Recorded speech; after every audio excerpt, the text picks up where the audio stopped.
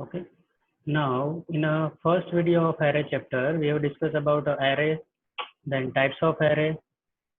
In types of array, we are having a one-dimensional array. Okay, so we have discussed about a one-dimensional array, how to declare it, how to access the array elements, how to initialize array, how you can print the individual element of array. Okay, so now in the first video lecture, we have already discussed about a one-dimensional array. Okay, so now we'll take a one small C program which contain a example of what one-dimensional array. Okay, so now if you will see this, okay, this is a very simple C program for the example of what one-dimensional. So now initially, now I hope all of you are aware about the how to write down a C program. Okay, so now initially I have taken one array which is having a type of integer, and the name of array is what A, and the size of array is what 4. It means what this array can accommodate maximum 4 elements.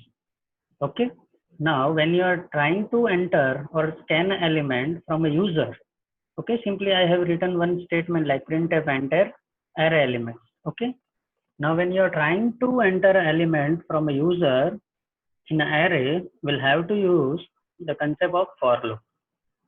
Okay, now if you will observe this for loop, now we are starting this for loop with 0. Why? Because in case of array, our index will be always start from what? 0. Now if you will start index from 0 and the size of array is what? 4. So up to what time? Up to I equal to 3 will have to go. So now in this we are mentioning the condition like I less than 4. So this loop will be continue up to the value of what? I equal to 3. Okay. So now if you will observe this, so we are using which function? Scanf function. So now initially the value of I will be what? 0. So the first element will be stored at which location? A of 0. So now then after next I will be incremented by 1. So I will become 1. So next element will be stored at A of 1. Then again it will be increment by 1. So I will become 2. So the next element will be stored at A of 2. Next again I will be increment by 1. So I will become what? 3. So the next element will be stored at location A of 3. Okay, now the value of I will increment by 1. So now I will become what? 4. 4 less than 4. Condition become false. So now you will be out of a for loop. Correct? So now this is the way by which you can initialize array or runtime. Now whatever the element that you have preserved, if you want to display it, so simply we'll have to work with the for loop. Okay, so here again I have taken one more variable j. You can also continue with the I variable. The output will remain what? Same. Okay, so now again if you want to print the all array elements, so similar way you have to write down a what? For loop. Correct? J is equal to 0, j less than 4, j plus plus. So every time the value of j will be increment by 1 up to 3, it will work. Whenever the value of j will become 4, the condition will become what? False.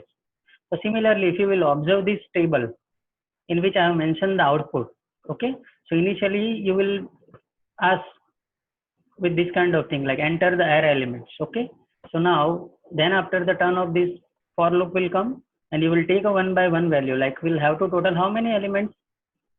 Okay, here you have to take a total 4 elements. Okay, so now similar way here we have mentioned 5 elements. If you will change in this, you will have a 5 elements. Okay, similar way you will enter elements 1, 5, 2, 3, and similar way it will display the element like this. Correct? Now the next category of array, that is two-dimensional array. Okay, so now in case of two-dimensional array, we are having only one change. In case of one-dimensional array, we are going to store element in only one row. Okay, now in case of two-dimensional array, the simplest form of multi-dimensional array is what? Two-dimensional array. Okay, so an array of array is known as a what? Two-dimensional array. Okay, the two-dimensional array in C programming is also known as a matrix. Why? Because it stores all the data in the form of what? Matrix. So now when we are having a concept of matrix, so obviously we'll have a concept of number of row and column, because matrix will be organized always based on what? Numbers of rows and numbers of columns. Okay. So matrix can be represented as a table of rows and columns. So now similar way, you can also, when you are trying to use a two-dimensional array, so first we'll have to declare that particular array. So the now syntax is almost same to the one-dimensional array. First we'll have to specify the data types. Okay. Then after you have to specify the array name. Now in case of one-dimensional array, we are having only this row size. Okay. Now here we'll have one more element, that is column size. Okay. So we'll have to specify both the things, row size as well as what? Column size. Let's take say for example, here we have taken one array having type what? Float. The name of array is what? X. And the number of rows are what? 3. And the numbers of columns are what? 4. So here what we can say that X is a two-dimensional array, okay, and which can hold how many elements? Total 12 elements. Okay. So you can tell like that the array as a table with 3 rows, and each row has a what? 4 columns. Correct. So this is the example how to declare a what? Two-dimensional array. Correct. Now similar way, if you will see this figure, okay, we can represent like this. Here we are having total number of 3 rows and 4 columns. So if you will observe this figure, here we are having total how many columns? 4 columns. And here we are having what? 3 rows. Correct. So now in this, the first element will be stored at which location? So obviously the index of array will start with what? 0. So for a row index initially we'll have a 0. Similar way for a column index we'll have a initially what? 0. So the first element will be stored at x0, 0. Correct? Then after x01, x02, x03. So now this is the way how which we can represent a what? Two-dimensional. Similar, you can declare also a three-dimensional. So one more size we will have to specify here. If suppose I am writing like this float y 2, 4, 3. So this is nothing but it can hold. Here we are having a one array y which can hold total how many elements? 24 elements. Okay. So this is the way by which you can represent a what? Two-dimensional array.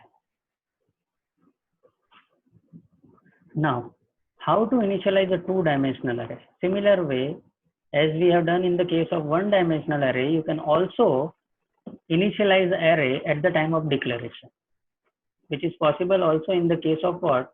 Two-dimensional array. Like say for example, here we have taken one array, integer c, 2, 3. So that having total how many numbers of rows? 2. And the numbers of columns are what? 3. So here you can see 1, 3, 0. These 3 values are a part of which row? First row. And this -1, 5 and 9, these all are a part of which row? Second row. There are lot many ways to initialize a what? Array. This is also one more possible way. You can also write down like this, integer c, no size of row. Here size of column is what? 3. So you can mention like this, 1, 3, 0, -1, 5 and 9. Similar way, you can also mention like this, comma separated. Okay, in a one curly bracket, you can mention all the elements in a curly bracket. So it will consider like this. C of 0, 0 will be what? 1. Okay, C of 0, 1 will be what? 3. Okay, C of 0, 2 will be what? 0. Okay, so this is the way by which it will consider all the elements. Similar way, if you are not doing the initialization at the time of declaration, you can also initialize the value to the particular variable at a runtime. So you can perform also a runtime initialization of what? Two-dimensional array. Okay. Now let's take one simple example. Suppose your array size is what? A34. Okay. Now keep in mind that here in case of two-dimensional array will have to work with a 2 for loop, nested for loop. If you want to perform any kind of operation on a two-dimensional array, so we'll have to work with a 2 for loop, correct? So now if you will see this example, here I have mentioned for I equal to 0, I less than 3, I plus 3. And within that, I have also mentioned one more for loop, j is equal to 0, j less than 4, j plus plus. Now, if you will observe this code, the outer for loop, that is for row, and the inner for loop, that is for what? Column. So now before that, you must know how the nested for loop will work. Okay. So here in this table, if you will observe this table, I have mentioned the iteration. This will be very much helpful to understand the working of nested for loop. So now let's take one example. Initially the value of I will be what? 0. Okay. Then it will check the value I less than 3. Yes, because 0 is less than what? 3. So now condition become true. So whenever this condition will become true in the outer for loop, the control will be moved into what? Inner for loop. Okay. So now 0 less than 3 condition become true. So now it will move into what? Inner for loop. Now in inner for loop, initially first we are having what? J equal to 0. Okay. And it will check 0 less than 4. Yes. Then it will try to scan the element. So obviously if you will observe, initially the value of I will remain what? 0. Now j is what? 0. So obviously here we have mentioned what? A of ij. So now initially both value are what? 0. So your first element will be stored at which location? A of 0, 0. Similar way. Now what will happen? We'll have to finish the inner for loop. Correct? Now what will happen? Initially value of j was what? 0. Now j will become what? 1. Because j plus plus is there. Now j will become 1. So now it will again check the condition. 1 less than 4? Yes. So again now condition become what? True. So again it will move into this statement. So scanf statement will execute. So now see here, still our value of I is what? 0, but now the value of j is what? Change. So now I will remain as it is. Now j will become what? 1. So the next element that we are going to store, that will be stored at which location? A of 0, 1. Okay. So now we'll continue in the same row, but the column will be what? Change, because the j loop is working with a what? Column, and the outer for loop I is working with a what? Row. Okay. So now again j will become what? 2, 2 less than 4, condition become true. So the next element will be stored at which location? A of 0, 2. Then after, again j will be increment by 1. J will become what? 3. Okay. So the next element will be stored at location what? A of 0, 3. Okay. So now we are having value of j is equal to what? 3. So now again the value of j will be increment. So now j will become what? 4. But 4 less than 4, condition become false. So now you will out of this inner for loop. And again the control will back to the what? Outer for loop. Okay. So now when the control will go to the outer for loop, now the value of I will be increment by 1, because we are having a statement what? I plus plus. So now I will become what? 1. Now again it will check 1 less than 3 here. 1 less than 3, yes. So condition become true. So now it will enter into what? Inner for loop. So now for a value of I equal to 1, we'll have a multiple value of j. Like initially j will start with what? 0. Similar way. Now for a value I equal to 1, now j is what? 0. So the next element will be stored at what? A of 1, 0. Because now value of I is what? 1. Similar way now j, then after value of j will increment by 1. So a of 1, 1, again it will be increment up to the value of j equal to 3, the condition will become what? True. Whenever the value of j again will become a 4, the condition will become what? False. Correct? So again you will be out of this inner for loop, and the control will be transferred to what? Outer for loop. So now the value of I will be increment by 1. So now I will become what? 2. So again it will check 2 less than 3. Yes. So condition become true. So again control will be shifted into what? Inner for loop. And for that, now value of I equal to 2. Again the j will start from what? 0. And j will reach up to what? J equal to 3. So similar way we can store the element. Okay, in a third row. Now again when the value of j will become 4, the condition will become what? False. So you will be out of this inner for loop, and you will back to the what? Outer for loop. Now in outer for loop, again the value of I will be increment. So now I will become what? 3. So now if you will observe, now 3 less than 3, condition become what? False. So now you will be out of this for loop, correct? So now the condition in outer for loop become false, so then you will not enter into what? Inner for loop. So you will be out of this bracket. Okay, so this will be the case how the nested for loop will work. Okay, so before understanding of this two-dimensional array, you must know how exactly this nested for loop will work, correct? So I hope all of you now clear about the working of what? Nested for loop. Okay, how the elements are going to be arranged or stored in a two-dimensional array, correct? Okay. So this is the method. Similar way, instead of this scanf, if suppose you will write down a printf, correct? This is for runtime initialization of two-dimensional array. If you want to do the printing of these all elements, so you can do it simply. Same method we have to follow. Simply you have to write down this nested for loop, and instead of this scanf, simply we'll have to write down a word printf, and we'll have to remove this ampersand. Okay, so that will be the code for displaying the content of what? Two-dimensional array, correct? So this is about a two-dimensional array. Okay, how exactly it will work? This is very much helpful. Okay, and by using this, you can perform the various kind of operation on a array. Okay. Now this is the one example of two-dimensional array. Okay, simple for array input and output. So here we have taken the size of array is what? Array 3, 4. Number of rows are what? 3. And numbers of columns are what? 4. So if you will see 0, 1, 2 and 3, these are the column index, 0, 1, 2 and this is what? Row index. Similar way, when I equal to 0, I less than 3, I plus plus. So I will be the value of possible, the possible value of I will be what? 0, 1 and 2. So this indicates what? Number of rows.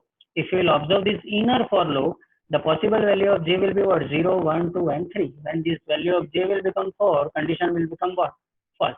So here we have written same code which I already explained. Okay, for entering the elements. Okay, so the elements, the first element will be stored at what? Array of 0, 0, 0, 1. So the elements are going to be filled in a row wise manner. If you will observe this, the elements are going to be stored in a row wise manner. And now similar way, if you want to display this all elements, again we'll have to write down the same for loop, and simply we'll have to mention a what? Printf statement. Okay, so this is the example of what? Two-dimensional array, simply how to take the inputs and how to display the elements of two-dimensional array. Okay, so now this is about what? Types of array. See, generally we are working with a two-dimensional array as well as one-dimensional array. Okay. Okay, still we are having some more topics which are related to the calculation of address of any element of array. Okay, that we will cover in our next video. Okay, so we are keeping only this, like the concept of what? Two-dimensional array. Now all of you are clear. Okay.